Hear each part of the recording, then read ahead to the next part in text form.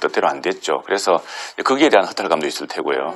또 특례시정이라는 이게 뭐 시민들이 다 알지 않겠습니까? 우리뿐 네. 아니라 옆에 50만 이상 도시들도 또 합세를 하고 해가지고 이게 법제가 추진이 참 힘든 상황입니다. 그런데 이 특례시가 되면은 좋아지는 여러 가지 이제 지표 중에 하나가 네. 그 무슨 세원이 늘어나고 또 우선은 이겁니다. 지금 마산, 창원, 진해가 합쳐서 100만 도시가 됐거든요. 네. 사실은 규모는 울산시 규모입니다. 그런데 예산이라든가 이런 것들은 울산시의 절반도 안 되는 거거든요, 지금.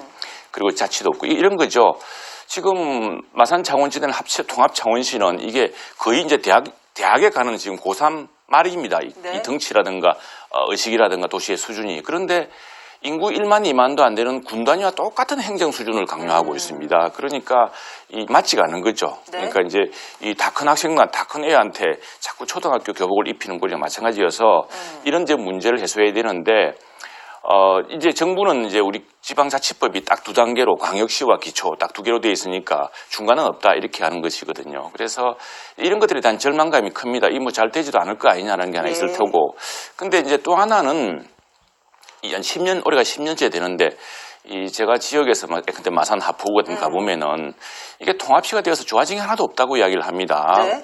뭐 통합 창원시에서 하포구 예산을 많이 쏟아붓기도 했을 텐데 체감 못하는 이유는 뭐냐면은 행정 단위가 이제 광역급처럼 행정 단위가 되는데 실제로 그 하포구라든가 이전에 구 마산시 차원에서 꼼꼼하게 살피지는 그런 행정은 책임 행정이 잘 안 이루어지고 있거든요. 왜냐하면은 구청장이 뭐 1년도 안 돼서 교체된다거나 또 구청장이 뭐 퇴임물이 왜 잠깐 와서 간다 그러니까 이게 책임 행정이 안 되는 겁니다. 네. 그래서 보니까 또 하포구 차원에서 또 해운구 차원에서 이루어지는 행정이 또 별로 없거든요. 그래서 아니 통합해서 잘 되는 줄 알았더니 통합해서 잘 되는 것도 없고 네. 오히려 도시 행정은 자꾸 지체되고 꼼꼼하지도 않은 것 같고 해서 이런 이제 어떤 소외감이 커지는 것 같습니다. 그런데 이제 특례시는 이제 가야 할 방향인 것은 맞는 것이 뭐냐면은 이 독일, 프랑스나 일본 같은 데 보면은 우리처럼 그렇게 이분법이 아닙니다. 뭐 네. 기초, 광역 나눠준 게 아니고 인구 100만 이상이면은 100만에 걸맞는 행정적, 재정적 자치권이 보장이 되어 있습니다. 이웃 일본도 그렇고요.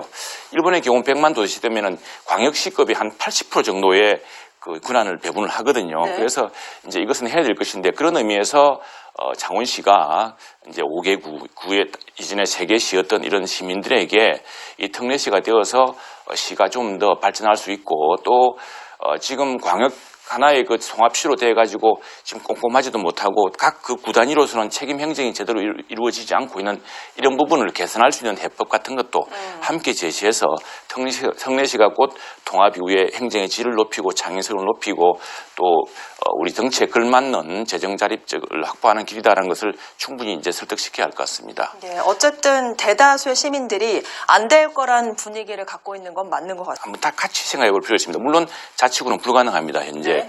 이 헌법 소원이 한번 제기된 적이 있었는데 한 1년여 동안 헌법재판소가 고민하다가 역시 이것은 지방자치법에 대한 법제 문제이기 때문에 국회가 결정을 해야 된다고 해서 헌법재판소에서는 판단을 하지 않았습니다. 않았는데 근데 인구가 1, 2만인 그 조그마한 군하고 인구가 100만 이상인 수원시, 창원시 이런 거대 도시가 똑같은 행정자치권을 가지는 것은 불합리하다는 것은 헌법재판소뿐 아니라 우리 정부도 지금 인식하고 있습니다. 맞습니다. 예, 그리고 더구나 인구가 줄고 있기 때문에 이 행정 단위의 효율화 문제는 큰 과제거든요. 그렇게 하면 사실은 마산, 창원, 진해 이 세 도시의 통합이 그런 미래의 어떤 행정 수요, 행정 단위를 위한 하나의 실험적인 조치였는데 지금 이게 충분히 뒷받침이 안 되고 있습니다. 그래서 저는 그 구, 마산, 진해, 창원의 이 도시 사람들이 각각의 도시에 갖고 있는 자부심이라든가 또 이런 창의적 행정을 뒷받침하기 위해서는 지금 자치구를 못한다 하더라도 시장이 이제 시장이 2년이 3기잖아요. 4기잖아요. 4년이지 않습니까? 그러면은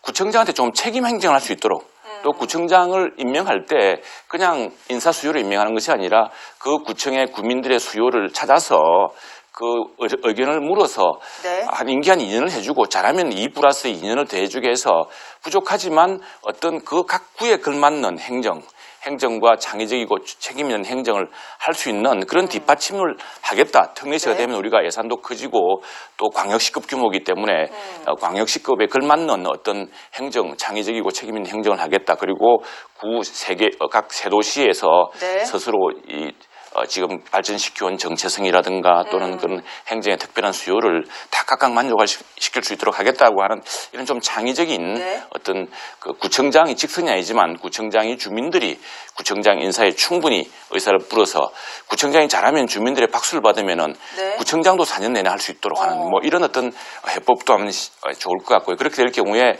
어떤 이 특례 시정과 함께 창원시의 행정이 곳곳에 5개 구 곳곳에서 새로운 변화의 바람 같은 거를 불러일으킬 수 있지 않을까 생각을 합니다. 예.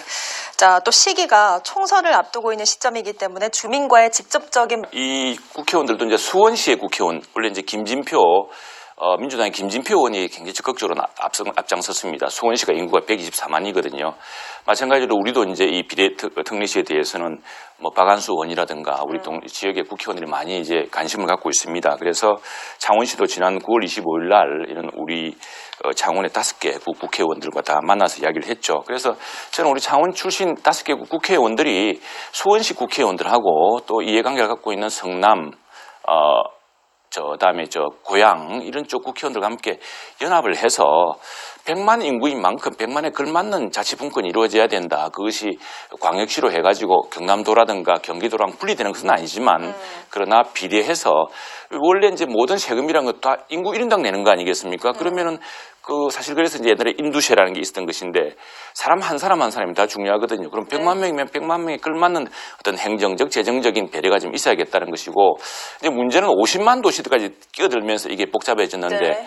그럼 그것도 그러면 좀 전략적으로 서로 논의를 해서 비례로 그럼 50만에 걸맞는 어떤 배분을 해주고 우리는 100만에 걸맞는 배려를 받고 하면은 현재 그 지방자치법상의 2단계 체제는 유지하면서 장기적으로 미래를 내다보는 어떤 분권적인 체제를 이루어 나갈 수 있지 않을까 생각을 합니다. 예, 어쨌든 법이 통과돼야 창원시 특례시가 실현이 결론을 맺을 텐데